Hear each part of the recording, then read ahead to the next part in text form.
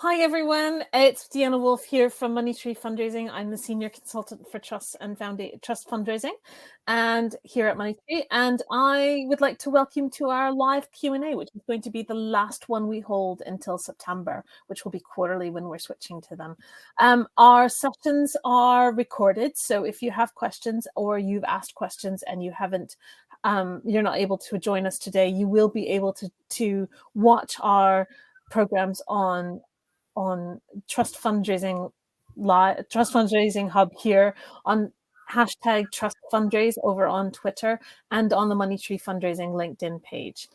And today I would like to apologize in advance, just in case my cat has decided that that today is fly chasing day and has already gone past my desk 5 or 6 times with tails going everywhere. So I apologize in case that happens in the meantime. But I'd also like to introduce our guest and my colleague, Liz Islam. She's another trust fundraiser here at Money Tree Fundraising. And Liz, like myself, has been delivering trust fundraising for about 20 years. So we're going to try and attempt to answer some of the questions that have come up in the last month or so on Trust Fundraising Hub. And some of these questions have been amalgamated because while one person has asked them, about 5 people have actually asked them. So we've just put them together as a subject. So with no further ado, we're going to get started. Liz, I think you're asking me the first one. Yes, we've got first question here. So we've had quite a lot of requests for funders who have quick turnarounds for both large and small grants. How would you go about finding them? Yeah. One of the things about who's got quick turnarounds and who doesn't, it presupposes that you already have a pipeline. That's how you find out if you've got quick ones. You can't do too many shortcuts with research. And while you can ask all your colleagues or you can ask in any of the socials about who can you go to, you're going to get a list. You're not going to get a very long list. And with the amount of applications that you have to put out nowadays to be able to get a good return and the good ask to success ratios that are out there, which are quite high at the moment still, and the competition. Do your research first. There's not really a shortcut for that. So my suggestion is, rather than asking who you can go to for quick turnarounds, do some research and find out who you can apply to, who funds you anyways. And then the quick turnarounds are the ones that have multiple applications per year or multiple funding deadlines per year. So not the ones who say apply anytime and unless you find out that they've got multiple deadlines, even if they're not published. It's not the biggies like Garfield Weston or Wolfson where they've got multiple deadlines and or apply anytime, because they take a long time to make their decisions. They're not quick. The little ones who have a quarterly decision making, the ones that are giving under a couple grand a year, those are usually the ones that will make decisions on a quarterly basis. And so those are the quick turnarounds. If you need immediate money really quickly, the only other way that I've ever found is go from your list and go from the ones that you already have, that you have success with and that you have a decent relationship with. And if it's an urgency, it's worth giving them a call and saying, hi, we suddenly need 10 grand to do this. Not for a project that your colleagues just told you about 5 minutes ago that they decided they needed funding for and never bothered to come and ask you in the first place, like 3 months ago when they were starting to plan this. But the ones where it's an urgent case, you need the money because they're going to your landlord's going to lock you out, that kind of thing. Or there's an urgent project, an urgent fund from the beneficiaries that is an emergency kind of thing. Then I would do that. It's crisis funding. But otherwise, go for the ones that have multiple deadlines per year. They have multiple deadlines. They're making a decision every 3 months. The most you're going to have to wait is 3.5 months. Yeah. How about, now Joe Black asked us how you would find funders for newly registered charities who don't have a year's full accounts, and what would your approach be? Yeah, I think that's a common problem, isn't it? When often kind of charities or organisations start and kind of want to kind of get things going, but you've not got that track record behind you. So that is a particular point that I know can be challenging for many fundraisers. I think what I would firstly do is just to kind of accept where you are, and certainly when you're looking for trust fundraisers, for trust funders, if you find them and that is a specific exclusion, for example, that you have to have been in operation for 3 years, then maybe kind of discount those and kind of don't waste your energies in looking at those. So I think firstly, I'd say just really check guidelines and instructions very clearly. And then secondly, I'll be thinking about, well, what are the other ways you can start to build and demonstrate your organisational track record? So if you don't have full accounts for the year, what you would hopefully have is a budget. So you would have a plan for your income and expenditure for the year ahead. So if you've got that, and you can make sure that feels kind of really credible, that you've got kind of a good understanding of where income might come from, about thinking about what you have secured already in the year, and that just sort of shows some evidence that you've got some kind of weight behind you and that you've got a clear plan. And secondly, I'd be thinking about where you can bring in kind of other examples or ways to show the track record of your organisation. So that might be talking about the skills of your trustees and what sort of their experience and skills is, and how that supports your work. So I think between kind of thinking about those things, you can start to build evidence that even though you're new, you might not have a full program of work behind you or long track record, that you've got skills, qualities, and the planning in place. And then you can kind of start to sort of pitch that to funders. But I would, as I said, I'd really be focusing on those that don't have specific exclusions around that. And many don't. Many like to see and support new work and new activities. So I think I would say there are, I don't know what you think, Jenna, but I think there are a good number of funders out there that are happy to fund some of that early stage work, but it'll be really key for you to show that you've got the skills and the plans in place to be able to deliver that. Yes, that's exactly it. And as for finding them, that comes back to research. It's a step you can't ignore. If you're new to trust fundraising and you don't have a list of kind of who you'd already think about when you're going to look for some of these, go and find out who would fund you generally, and then start looking through their guidelines. Whether they fund new organizations or whether they fund registered charities or established organizations, that's going to be in their guidelines. And at this point in time, that's not something that most of the databases provide a link on or an index on. And it's really hard to search through, but it is about doing your research. And if you're setting up a trust fundraising program, just remember that trust fundraising is the long game. It can take, like I said, it can take 3.5 months or a little bit less, but equally it can take 18 months to find it. And you're not going to look at it this way. You're not going to go outside the house when it's snowing in shorts and a t-shirt, potentially, unless you're a Canadian mailman or postman, in which case they do. But generally, if dress for the weather, dress for the occasion. So make sure you're prepared. Research is a big proportion of what you should be doing as a trust fundraiser. It's not just writing the bids. If you are a bid writer, then you should be expecting to have the trust application already provided for you. They already know who they're going to go to. They already have the information about the project. Otherwise, as a trust fundraiser, research is a big core aspect of what you're doing. Writing the application is almost the last step of everything that you're doing. So get your research in. And if you don't know anywhere else to start, go and find out organizations that fund the kind of work generally that you do. So if you're a health and social care charity working with young people, go and look for that huge number of funders who fund health and social care and young people.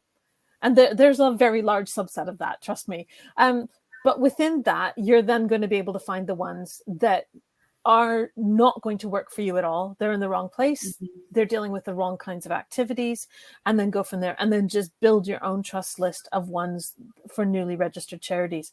But as a newly registered charity, you need to get that research in place. Getting your pipeline in place is a core aspect of setting up a trust fundraising program. You can't do one really that's sustainable or that will last if you don't have it. Yeah, I think that's key. And that I imagine that's going to be a thread through all the questions, I think, that I do of research and kind of doing your homework. So. Mm-hmm. So then what would you include in your, if you've got the research, you've got the ideas of what you're doing, and what happens next is building the fundraising strategy. And we've had a lot of people asking about that. Now, it could be because it's beginning of the financial year for a lot of charities. And there's a lot of new trust fundraisers out there, but there's an awful lot of people who are coming into place and are building a trust fundraising program within fundraising that hadn't been there before. So how do you build, and what do you include in a basic fundraising strategy? And that could be for trusts or across other income streams. Yeah, so I think for me, there's kind of a couple of kind of really key components, and fundraising strategies look different for different organisations, and that there are definitely some good templates out there. But I think some of the things that are key for me, and I'd be interested to see what you'd add in, Deanna, are I think firstly I would start with a SWOT analysis.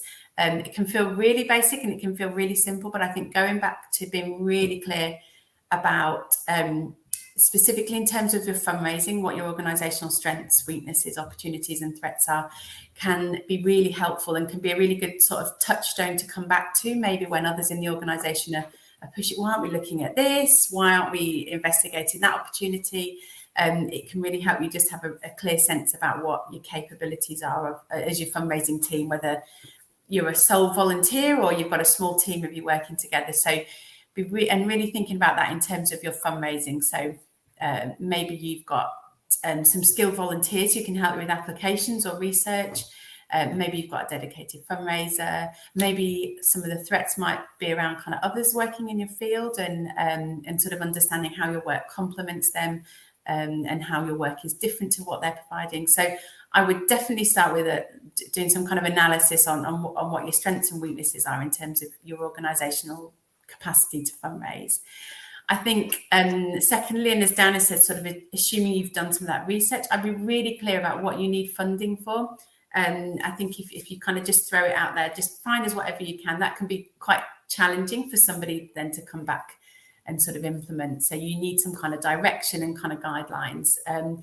And so I'd be setting that out really clear about what your needs are. Is it that you need fundraising for capital? Perhaps you need equipment, or you're looking at a bigger appeal around your building. Maybe it's around developing new projects. Maybe it's around funding for your ongoing costs.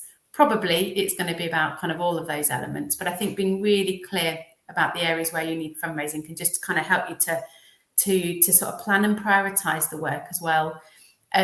I would suggest maybe thinking that in the short term, but then having a kind of broader long-term view as well. So kind of thinking, what do we need in the next year? But also maybe just having that sense of kind of what's your horizon for kind of the next couple of years, just in case you see opportunities, you can start to be sort of thinking about those. So I guess that's the other thing, some kind of sense of timeline and urgency. And maybe that comes back to the first question around being really clear about what's needed when can just help you plan and think about those things.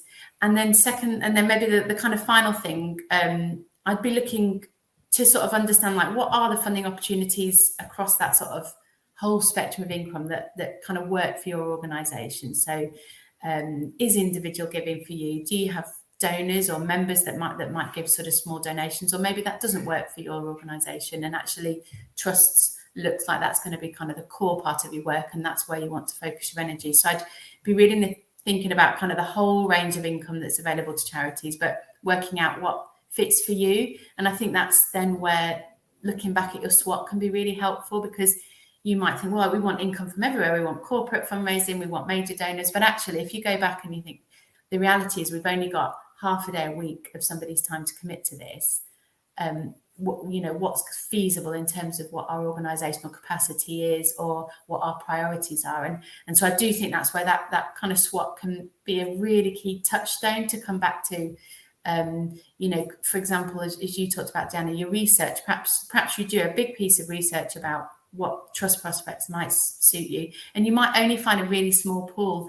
And so again, that can come back into thinking about what's the risk for the organisation, but actually how do we really focus on this then and make the best possible case that there's only a few funders, but they're actually really perfect, and therefore we really need to work on our communications or building connections with them. So I think those are perhaps the three things that for me would be key. There'll be loads of other stuff, but thinking about a SWOT and what your capabilities are, having a sense of what your fundraising needs are in terms of the areas of support that you need and the amount of money you need, thinking about a timeline and what that might look like over there. Is there anything else you'd add? What else would you, what's a must? I think there's a bit of it's a work plan to a certain extent for trust for me, for strategy, but it always has to link back to your organizational strategy. Equally, it's got to be really practical, because a lot of organizational strategies are very aspirational. We want to be here in this time and we want to get there, and we need this extra amount for trusts from trust fundraising. So make sure that the amount of money you're being asked to raise is realistic and possible even. You don't have a trust fundraising strategy to raise 250 grand when there's only 150 grand out there that you're eligible to apply for. So make sure that you've got the aspirational side of things is good. It might be in the identification of new funders, but for the most part, it's make sure it ties into what you're actually doing on the ground. Because I think that's what people think, is that this is a never-ending bowl of money that can be pulled from. Trusts aren't ATMs. You do have to have a specific need and a specific purpose for the funding, and that has to follow through. So it has to follow through with all of that, and it has to be integrated. And it depends, as you said, the SWOT. How many people are there to do it? It's great having an amazing fundraising strategy, but if you've only got one person and it's a strategy that needs 4 people to deliver, only a quarter of it's going to happen.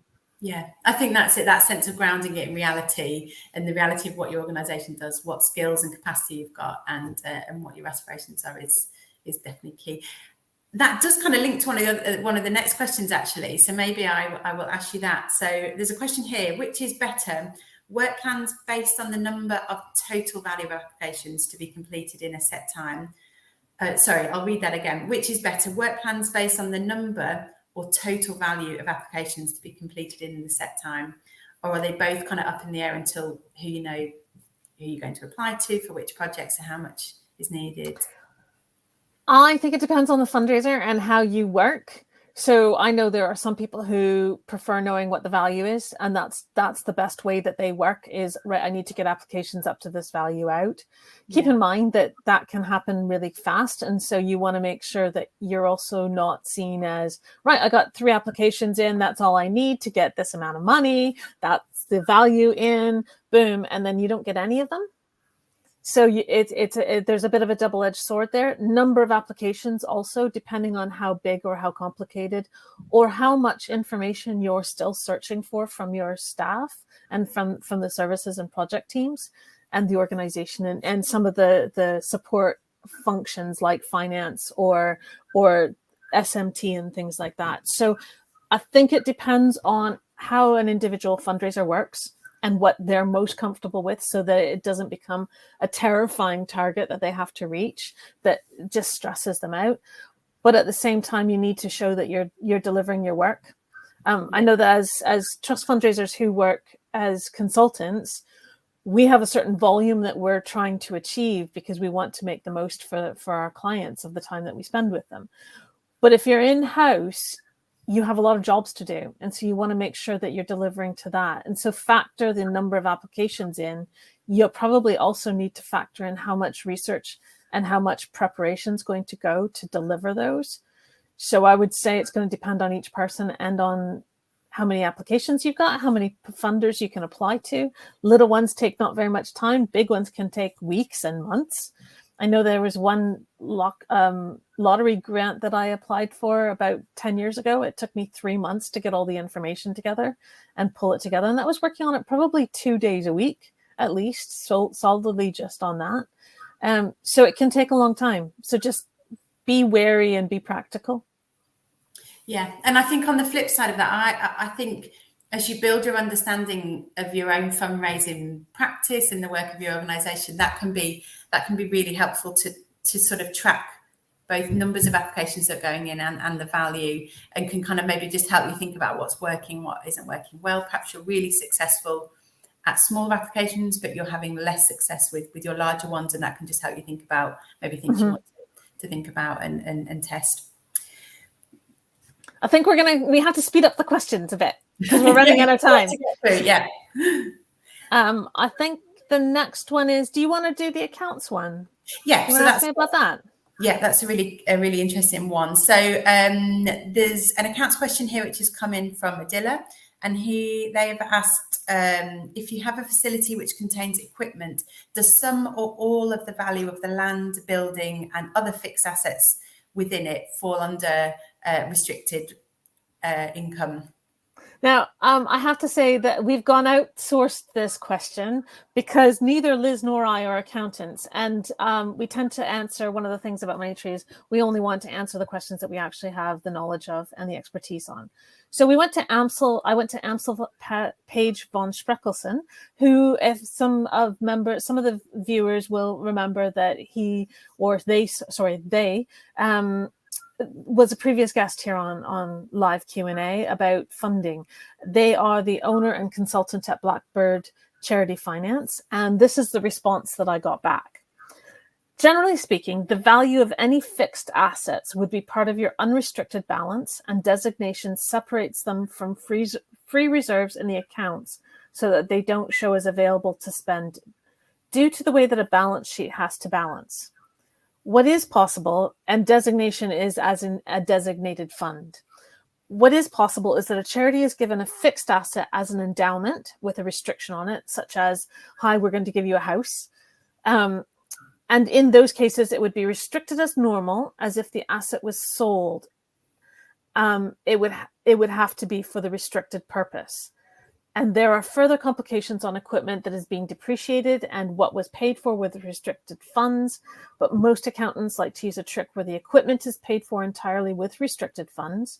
Then the asset is transferred to unrestricted and the depreciated balance released in year one. It's probably a bit complex for the answer, but in practice, it does allow for assets to stay in that unrestricted pot. So for the most part, fixed assets will be part of the unrestricted. However, they should be designated rather than free reserves. So for the most part, when funders are asking about what are your unrestricted reserves, they're actually asking you for your free reserves, those things like cash in the bank. What's in your savings account? What's in your general account that you can access really quickly if everything went to pot, like it has recently in the last 3 years, and you had to liquidate things, or you had to have money to pay off redundancies, pay off everything because the charity is going to be closing. Fixed assets can take a long time to realize if you have to sell them, and so that often doesn't count as free reserves. So my suggestion is go back to your finance team and ask them, or the accountant who did the accounts, and ask exactly how they put it in and see what their answer was. If it's already designated, great. If it's not designated and it's listed as free reserves, you may want to ask them why, and then you may want to add an extra statement in your application saying what the situation is. That's the best thing I can do. I went to the experts. When all else fails, go to the experts. Fine. This is why it's good to become friends with your finance office. I think another good tip though is, as you say, don't be afraid to sort of explain that in your proposals. Sometimes there's space for that, but yeah, I think it's always worth just if something looks unusual or different, or you feel like it needs explaining, always kind of add that in. And if they ask the number and then they give you a place and they don't have anywhere else, stick it in with the free reserves. Or about your reserves policy, stick it in any of the questions that could do with finance. Just tack it on to the end of it. It's been in my career, I've tacked that kind of explanation into very weird spots, but they were always to do with finance. Our next question is, how would you respond to the suggestion of going for a really big funding pot or a high profile funder when it's not at all appropriate? I know in myself in previous jobs, I was often told repeatedly to apply to a funder we weren't eligible for. Yeah, I think this is really common, and as a fundraiser, that I think we've definitely all experienced this sort of requests of, oh, I've just seen so and so is set up a foundation, or has got loads of money, or why aren't we approaching this funder? And maybe that goes back to the first kind of points that Deanna made around research. I think so. If you've got kind of a really clear you've got a really clear prospect list and research database and work plan, that can be a really good backstop to help you kind of push back against colleagues or team members who are sort of trying to sort of veer you off course. You can kind of explain that you've got a plan, you've got a structure, and this looks like this, and this one doesn't currently fit within that, and kind of hasn't met your hasn't kind of made your own shortlist. I think the other thing I've done is you can have sort of a simple process internally for maybe sort of checking if something feels in or out. So you could think about, as you said, Deanna, sort of assessing sort of eligibility, also thinking about your organisation's capacity to apply for that. So often we get these big kind of national schemes for kind of these great pots, but you've got to do lots of promotion around them to sort of try and secure the funding, and as part of that, so really consider lots of spend time kind of cross-checking or asking your colleague to sort of check that against maybe a couple of things that you use to test whether something feels like a good prospect. So are we eligible? Do we have a relationship? Have we got the capacity to apply? Have we got the capacity to deliver that project? And I used to have a little form, and sometimes actually asking somebody to kind of go away and say, that's great, this is how I test prospects, just test that one out for me, can kind of help them sort of see some of your rationale and your process for sort of gently pushing back to colleagues. Yeah, definitely been there. I get the ones, and I've been having to push back to people lately a lot on, they're asking about organizations that give transformational funding, and they want a transformational idea. And I think what organizations have to double check with the funder is it transformational within your organization, or is it transformational to the world? So it might transform something in your organization, but then it's actually got to have massive impact externally, not just for your beneficiaries, but for any beneficiary of that type. So ones that are exemplars of that are like the People's Postcode Trust Dream Fund. Yes, it's a dream fund, and yes, it'll be transformational for your organization. But if it's not transformational for anyone else but your organization, that's not what they're looking for. They're looking for new technologies. They're looking for new ways of doing things that can be replicated across the sector and across society. The 4 is another one that does that.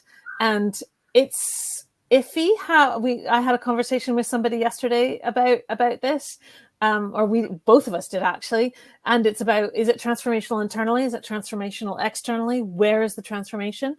And some of the organizations aren't as clear, or maybe their adjudicators and their assessors aren't as clear, but it's worth it on those big ones to check with the funder and get it really clear directly from them what exactly they mean by that, because it can be a lot of those take a lot of work, and it's not worth putting the work in if you're not really eligible for it.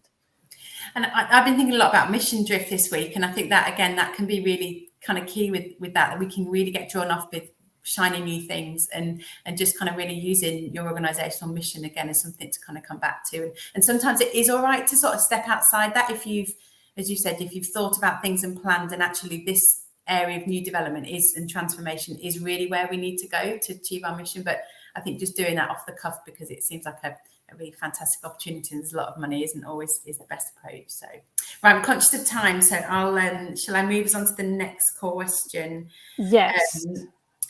Actually, that's mine to ask you. Okay. So how do you get invited to submit an application to a funder who says they don't accept unsolicited?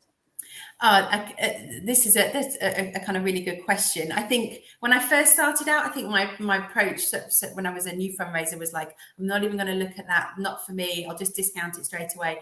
Definitely, as I've had sort of more experience, that has become less of that, and there's definitely opportunities around funders who don't accept sort of unsolicited applications, so who don't have open programs.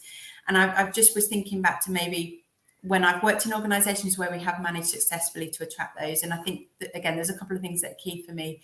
One is about, this is where it's really important to think about your wider communications. So those charities are the foundations that don't have open programs will be doing their own active research, looking for charities and organisations that they want to support. So make sure that people can find out about you and make sure that your information is up to date and consistent, and do that in a way that works for you. If you're a small local charity, that might be about kind of using your local newspaper or kind of local websites. If you're working on a much larger scale, that might be about thinking about Are you represented at conferences or events or platforms and places where people might hear you speak and be kind of interested to find out more about your work? And make sure that they can then go and find out more about your work, that you've maybe got a simple website or that you've got an online presence. So I think communication is key, firstly, for me. Secondly, I think maybe look at your networks and think about where you might have connections. So you might want to check who the trustees or contacts are at that charity and understand if you've got any existing connections. Maybe you know somebody that they have funded. And I think finally, and this again goes back to that very first point about research, I'd only ever be looking at these funders as kind of potential prospects if you are really clear that your work absolutely matches on and aligns. I think these funders aren't ones that, well, we could sort of squeeze it in or we could tweak it. I think you need to be really confident that you've got an absolute match and alignment with their area of interest and area of work. And then it might just be about making connections or approaches that aren't about asking for support.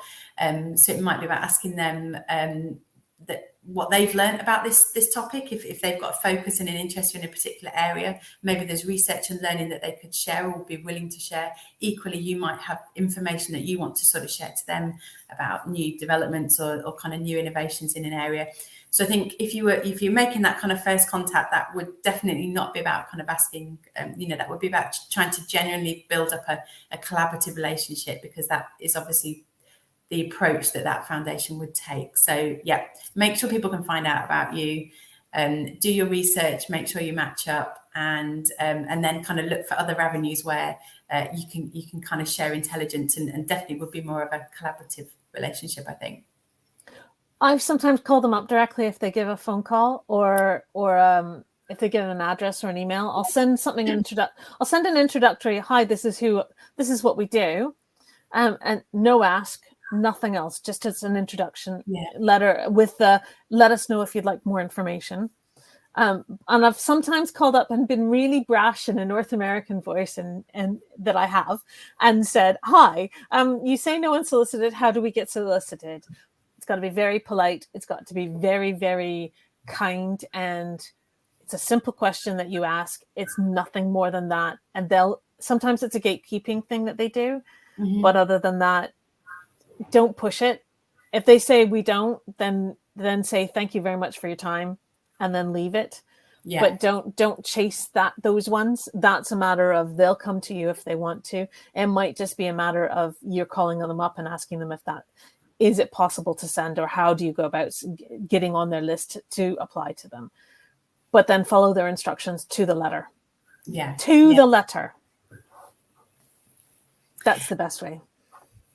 Shall I sneak in another question? Have we got time? So I think we've got time for one more. So yeah. So when a funder states that they don't pay salaries, do you view this as a complete no for any sort of contribution towards wages, or do you think there's a bit of wiggle room and salaries of project workers or freelancers who are crucial for the project might be considered?